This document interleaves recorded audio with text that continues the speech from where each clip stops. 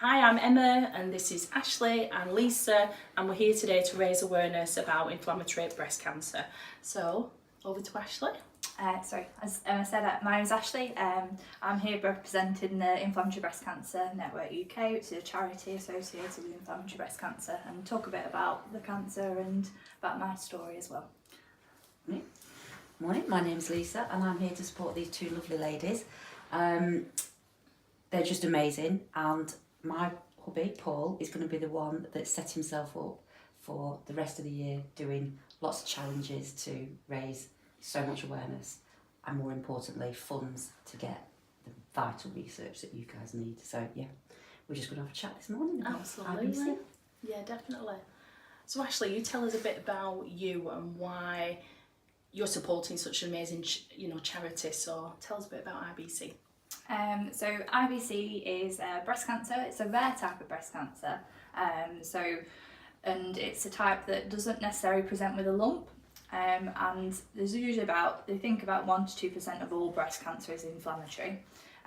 And how it presents is that it comes up as skin changes usually and swelling. And the classical sign, which they say is a purred orange, hence why I'm in orange today. So what that means, if you think of a skin of an orange, it's got little pits in it, and that's what the skin looks like when you've got this type of breast cancer, because it swells up, it thickens, and you can get a little bit of skin change as well, so it might look a bit pinkish or reddish.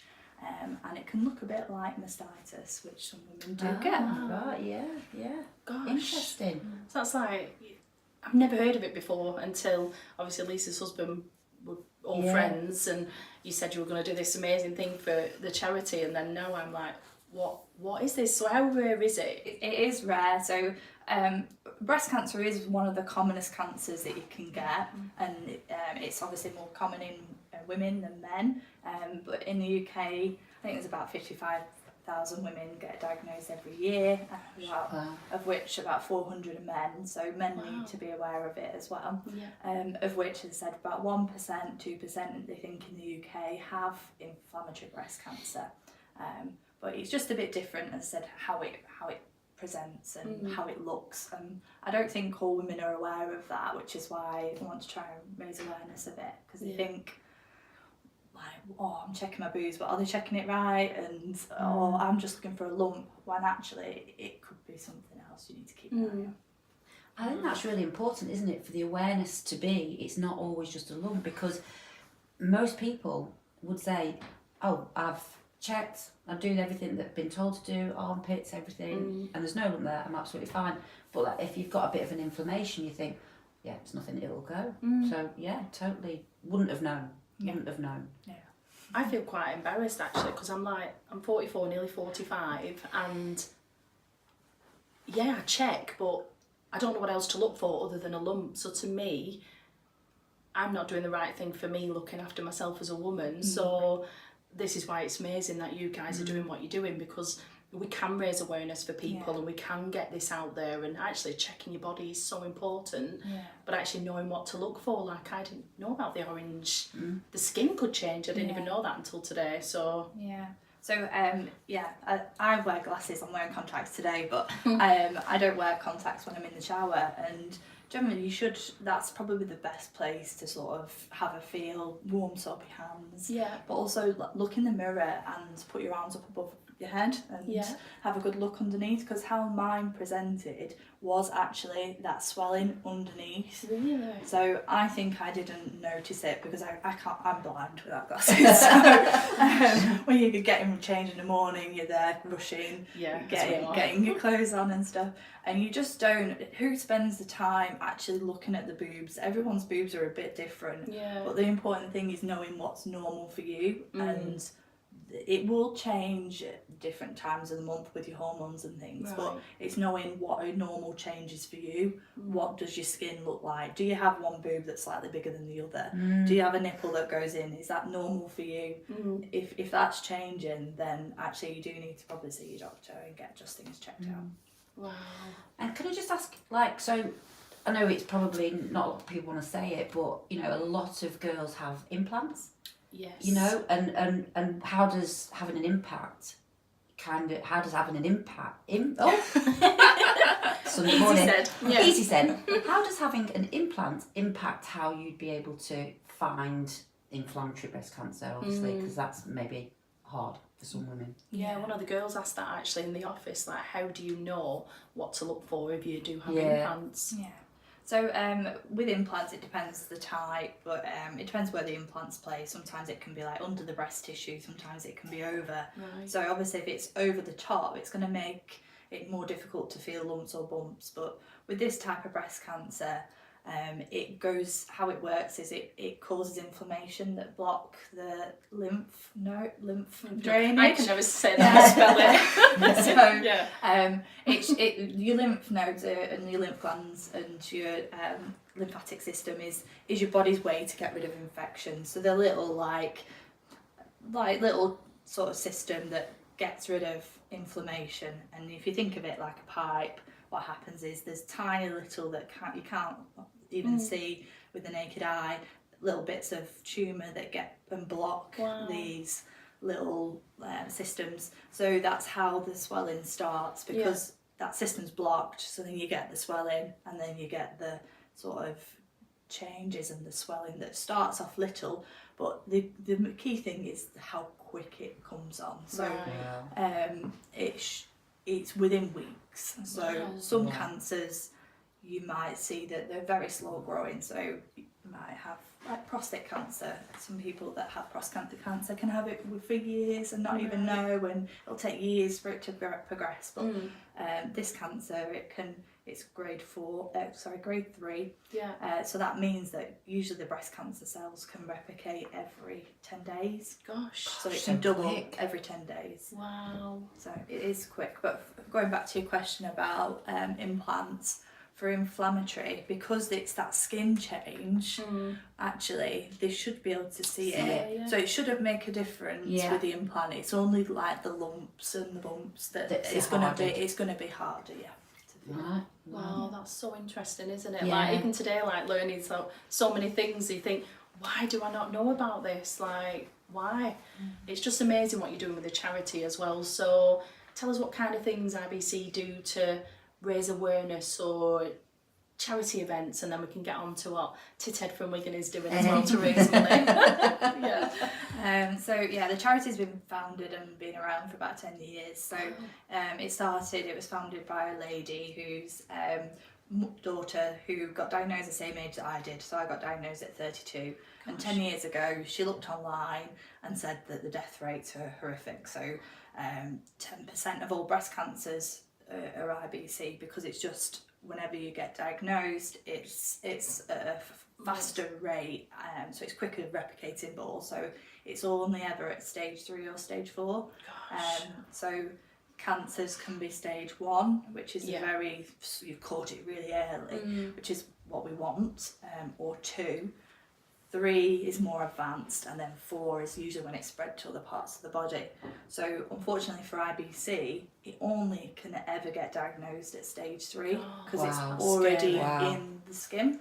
So overall breast cancer rates and survival's doing really well, because we're finding them early because of the mammograms. People are checking. So that's why we bring awareness. But the founder of the charity saw that there was just no information in the UK about it. So there was a charity in America, and she was like, well, I'm going to do something about this. I think I need to get the word out there. So she set up the charity in the UK. So we support a lot of women with IBC on Facebook. There's a support group, and then we try and raise money. So we've got a researcher in Birmingham that raises money, that researches into what causes IBC, because we still don't actually know why. Why does your body suddenly decide to switch? So he's been doing research for years, but unfortunately, because we don't quite understand why this breast cancer works, and because of that, death rate is worse and it is more aggressive. A lot of clinical trials will exclude IBC women, because it will skew the results. And it's aggressive. So Gosh. We're not as far advanced in knowing about this type of breast cancer than compared to other ones. So yeah, that's what the charity do. So we're on all socials trying to raise awareness. We've got brilliant people that raise money for us every year. So yeah, that's what the charity does, to try and raise awareness, support women, and then try to put money back into and support research and awareness about inflammatory breast cancer. Amazing. Yeah, amazing. Totally amazing. Just so needed. It's just... Yeah. I can't believe it's stage 3 when it gets diagnosed. That's what's blown my mind, is that... And how quick. Yeah. How quick it can happen. I mean, that is super scary, because you'd think most women would go, you know, they find a lump, it may take them 2 or 3 weeks to get the courage to think, I'll keep checking, and then I'm going to go and speak to my GP. But if you've got this, and your courage to go to the GP has already took you 4 or 5 weeks down the line, how quick is that? That is scary. So so literally you can have a scan the day before you start with the swelling and it will not show up. Right. So we've had a few women that have had normal mammograms and been reassured and been like, oh well, I've literally just had a mammogram, it's fine. But mammograms aren't brilliant at picking up inflammatory breast cancer. Me personally, I had an ultrasound about 2 weeks before I started with symptoms. Again, the ultrasound was normal. It was for another breast unrelated issue, but it was normal. So I was like, oh well, it's fine. Is it just because I've been examining, because I've had the ultrasound? It's sort of caused a bit of an infection, had a course of antibiotics. But from the day I started with symptoms to the day I saw a consultant in clinic, and then there was a bit of a lag with me getting sort of CT scans, the cancer was already had massively, it had taken over the whole of my breast. Gosh. So it was 13 centimetres. The whole of the breast was double in size, really heavy. It was into my lymph nodes under my arm, and it had actually gone into my lymph nodes under my breastbone as well. Right. If it had gone any further, it would have gone into my other breast, which would have been stage 4. So I got diagnosed at stage 3, but with the skin of my teeth, I think, really. And that's how quick. So I was surprised just how quick. I felt like I was quite proactive and quite quick. And I know a lot of other women, if they've had 2-3 courses of antibiotics thinking it was mastitis, it's just you're pushing it too much, really. So gosh, bloody hell. So get checked. It's like and so checking. I think we just want to know, kind of, for you, how was your journey mentally? You know, you've had this diagnosis. You didn't know about IBC then, so you've had this kind of like quick kind of fast-paced whoosh to your life. You know. So I when I kind of knew. So I'm a GP by medical background. So I was surprised. I was like, I've got no family history of breast cancer. I was fit and well, running, had a normal BMI, alcohol within normal tolerances, didn't smoke. So all those risk factors for breast cancer, I didn't fit the bill, I didn't have them. And I literally had that ultrasound like 2 weeks before I started symptoms. So I was like, oh, it's an infection. But when I went to clinic and they scanned me and there was no infection, I was like, great. It's this type of breast cancer. I knew that I was like in for a rocky road. So it is hard, but I decided to flip it, and I knew that with this breast cancer as well, you have to have usually chemotherapy to shrink it before you have any surgery. Right. Again, that's a bit different from other breast cancers. So for me, being stage 3. I had to have chemo to shrink it, then the mastectomy, then radiotherapy, and then you have treatment afterwards. So I still had the chemotherapy hadn't quite mopped everything up. Right. I still had little micro mets in the lymph nodes. So I then had another 12 months of chemotherapy after that. Such a long road, wasn't it? Yeah. Gosh, So such a long road. I knew that I was in for at least, I knew about when I got diagnosed, I knew I'd have to have the chemo, mastectomy, radiotherapy, and they also advise you not really to have a reconstruction because you're going to have radiotherapy to try and blast all your skin that's been involved and all those lymph nodes that they can't get to. So because I had the lymph nodes underneath my breastbone, they had to make sure that those were radiated as well. Good. So try to minimise the risk. And I know there's a big women want to have reconstructions because it isn't nice to have a mastectomy and we're trying to, with breast cancer, people are having lumpectomies, so they're trying to have at least the amount of surgery is needed. But this type of breast cancer, it's just so aggressive that you need to have that treatment to be in the best chance of fighting it. And well, I don't like that word, but like trying to kick its ass. Kick its ass. So having reconstruction, it's an additional major surgery. So some women do have it, but later on down the line, when your body's recovered, when you're fitter and well, and everything's settled down, because God forbid if you end up with an infection, because you can get swelling. It's quite common to get swelling after you've had a mastectomy. Some women end up with all the lymph nodes taken out their arm. They end up with a lymphedema, which is a big swollen arm, and they have to manage that.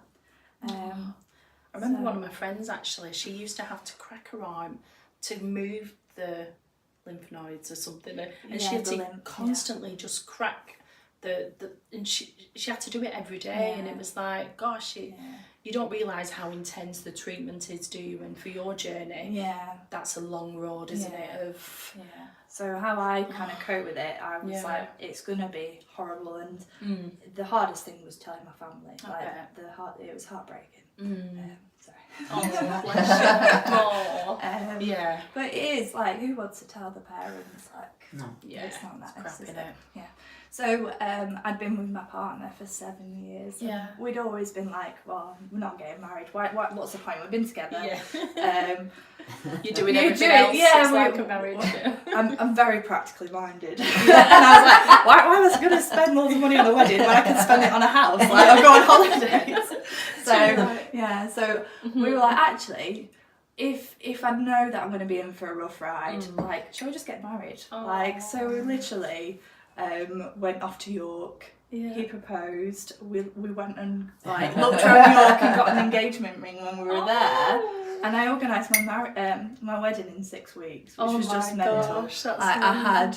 And we're family friends, so we know each other. And honestly, so I was like, it was a whirlwind. It was a whirlwind. So I was like, literally, like, right, my sister, like, you can do the bridesmaids. Like, I got my family friend to do the photography. Yeah. Like, I wrote in everyone who can do whatever. And everyone were like, yes, doing this. And they give everyone a job to do. And I think sometimes when you get diagnosed with cancer, the focus comes on you, and I'm even this, like, I'm like, I know. It's not good, is it? No, I don't want to. It's much easier talking about somebody else. I know, than you don't helping. want to be. Yeah. I've always been like, even with work, like, I'm me. I'm not a doctor. Yeah. I am a doctor when I'm at work, but I'm a person. Yeah. I've got interests, and that's not what defines me. I'm me. Yeah. So I think when you get diagnosed, and especially when you get diagnosed at a younger age, which IBC generally in breast cancer does get diagnosed younger, everyone's looking at you, and then everyone's like, right, we've got to what we're doing, and like my dad was like, come on, right, when's your scan? Right, can you not bring it forward? Like, I need to know now, like, and I'm like, yeah, but there's waiting lists, So so it definitely helped, and it was a lovely it was a lovely day, and I think it helped bring everyone together. Yeah. And then the next challenge was I decided to, after radiotherapy, do the Yorkshire 3 Peaks as well. So What is in your chemo? I was still on chemo, so Jeez. I was fine on the flat. not so good on the hills. So like myself. Yeah. So if anyone's heard of the Yorkshire Three Peaks, Yeah. you're meant to try and do it within 12 hours. Yeah. So we did it by the skin of my teeth, but I literally got dragged around pretty much with. Gosh. I ended up having to take my bag off at the end. Yeah. Just because it was just a bit too tiring. Yeah. And I had the dogs pulling me up a little bit. So a I bit of can't dog believe power. it. You know when you think, oh, what are you doing now? Yeah. So. But I get it. It's your mental. It's the mental Focus. strength, the focus. You've got to have something Yeah, other that's than good. this. Yeah. It's like transporting yourself away from constantly thinking about that, isn't it? Right, give yourself something positive. Yeah. Let's have a goal. Yeah, and it's so attitude. Yeah, and it's so important when you get diagnosed with cancer and going through all that treatment is to keep yourself active. So good. you need to, because if you become inactive, then you end up with injuries and you're just in a lower physical, and it's good for your mental health as well, getting out. So I'm lucky that I've got a dog and a very supportive husband and family that have been brilliant and friends. Yeah. And now it's Paul's turn to kind of. I know. Yes. I know. So Lisa, tell us about Hubby and what is Tithead from Wigan doing to raise money for this charity? Tithead from Wigan. Only I could have a Tithead from Wigan, isn't it? Oh wow. Do you know what? He's wanted to. We often give to charity, as most people, if they can, do. And this year, I think he wanted to push himself out of his comfort zone and actually do something and feel like he'd, rather than just say, right, we're going to donate, right, we're going to do something. Probably a midlife crisis, but so. Good one.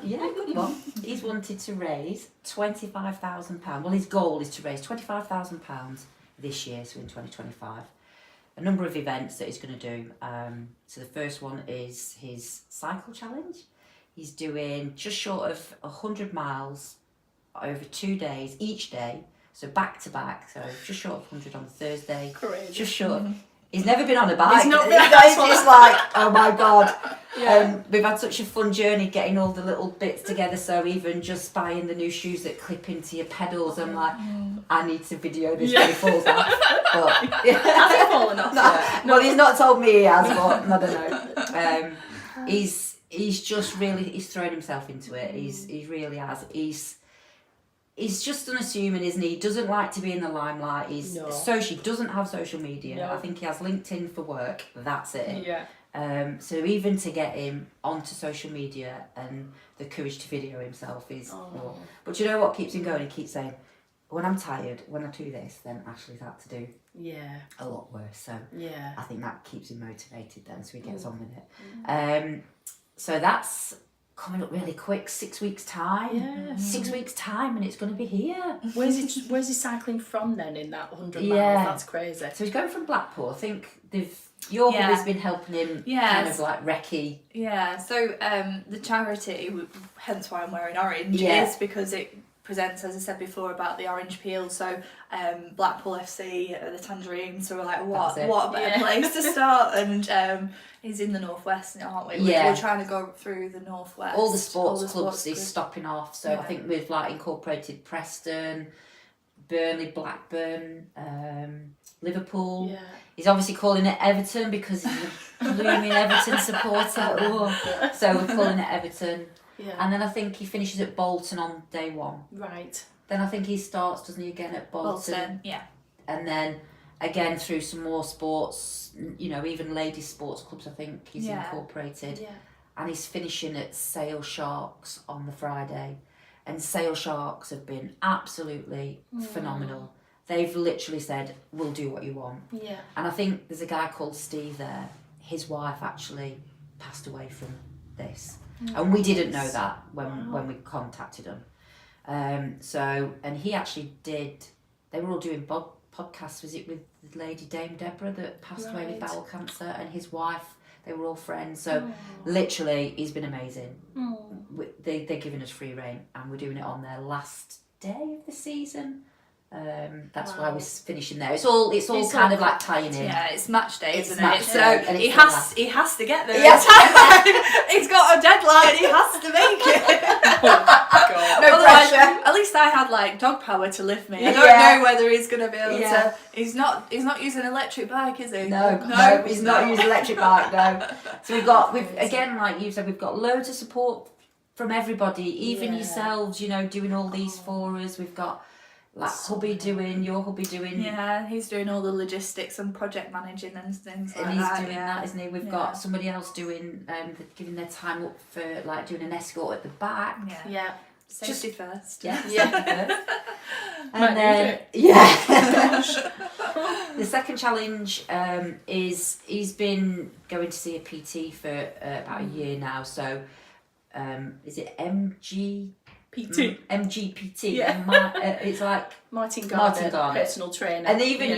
you go, don't you? Yeah. There, and he's great, amazing. isn't he? He's amazing, Amazing. and he's such good fun. I think I might need him. Oh, Yeah, honestly. yeah. Well, He's such a good laugh, isn't he? He's a Yeah. banter, and he gets you going. And do you know what? On a personal level, I've been going through a lot this last like 10 months, and he's been my therapist. Yeah, he's a therapist. He's really helped me. He's listened to me. He's guided me. He's kicked my ass at the gym and just kept me focused. Because you're right, it's that mental health side of it that actually, when you're going through something, no matter what we're going through, you need something to focus on and just motivate Take you, you don't away it? from. And he's He's been fantastic. So he's the next person that's giving up so much of his time. Obviously, he's gonna do. It's a 24-hour gym. Yeah. So it's going to be mimicked on a High Rocks kind of thing. sort of So stuff like we've that. he's doing that. Yeah. So is he doing like medicine Yeah, ball, balls, throws, doing- sleigh Yeah, pulling and all of stuff that. like that. Gosh. So it's 24 hours. Yeah. And I think the aim is that they're going to get like teams of say 4 or 5, and it's just going to be rolling hours, so you do get a break. But Yeah. the actual event is going to be on for the full 24 hours. Yeah.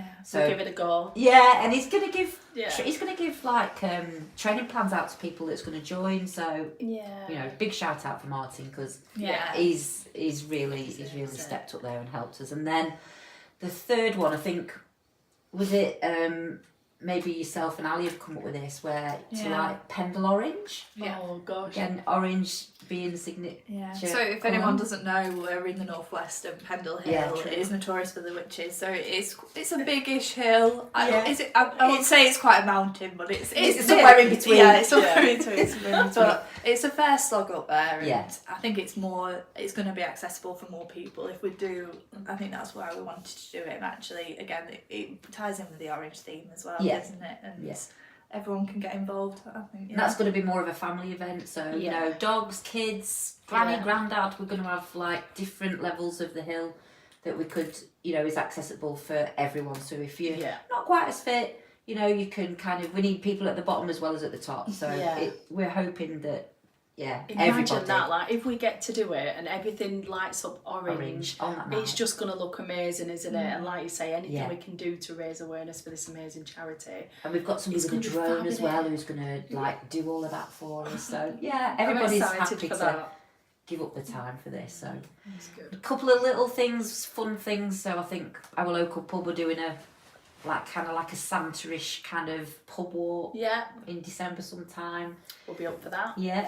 Everybody, do you know what? That's the one challenge I'm going. Yeah, we'll do that. Sign me up. We'll do that. Yeah. It's a shame we can't get like orange Santa suits. Now that'd be funny, but I don't think that'd be quite easy to do, would it? We'll see. But yeah, we'll see what can happen. If anyone can help, give us a shout. Yeah. And then along the way, do you know what's been really good is other people have said, I'm doing something this year. Do you know what? I didn't know what charity to donate to. Yeah. Whether it be £10, £20 or they've read whatever they've done. Like, so my son is doing a boxing challenge. Yeah.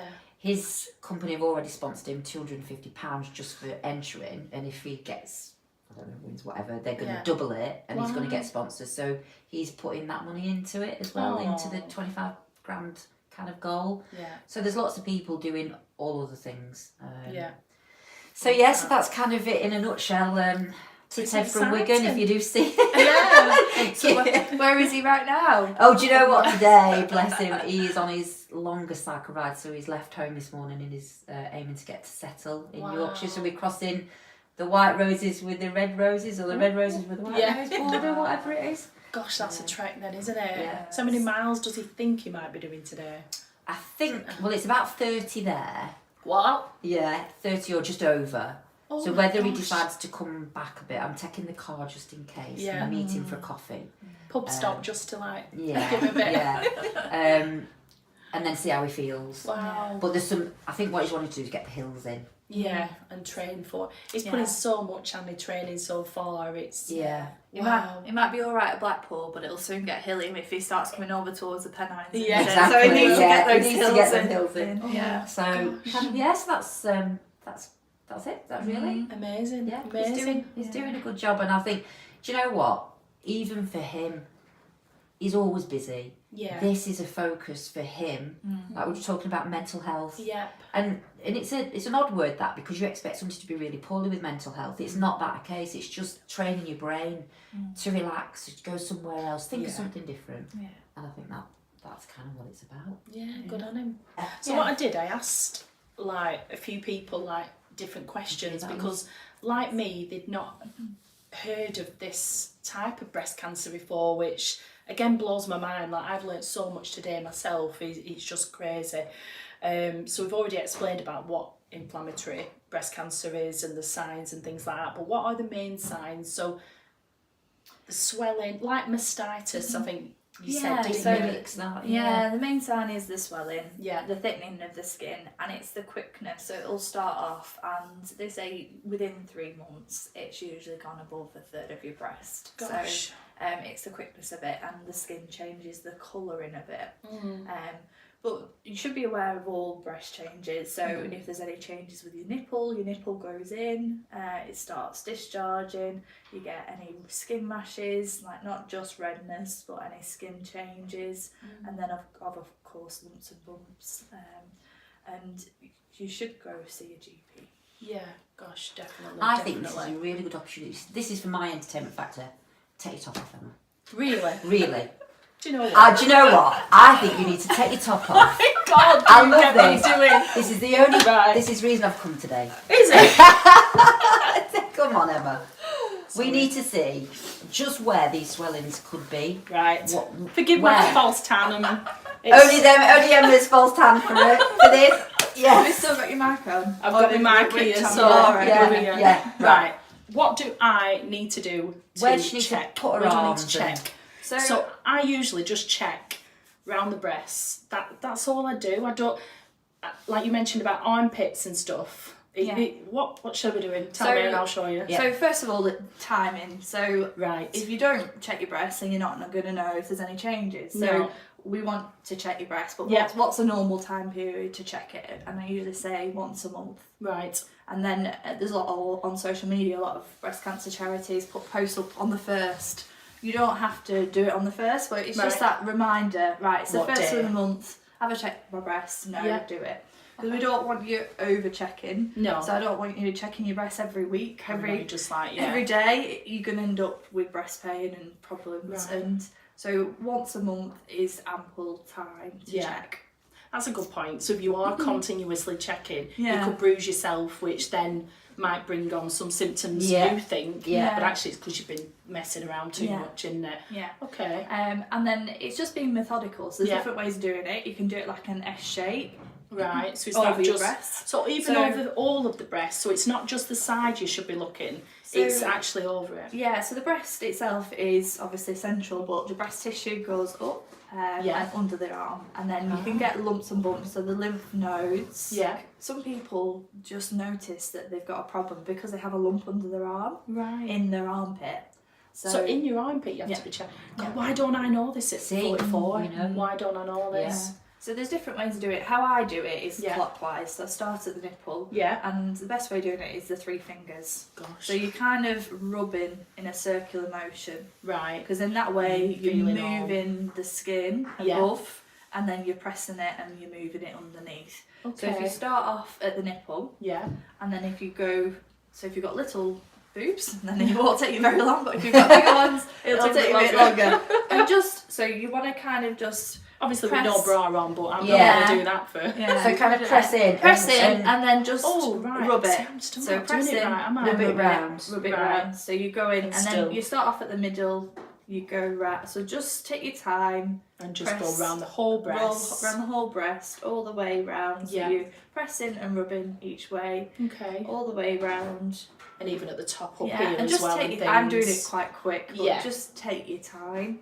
And then underneath. And what's the significance of warm soapy water in the shower? So the best way to do it, because if you're, as I said, you should be doing it when you're naked and when you're naked in the shower. And if you've got soap underneath, it makes your skin a bit slippier. So it just makes it a bit easier to feel. Yeah, so you're not kind of like jerky movements and thinking, that's it. Yeah.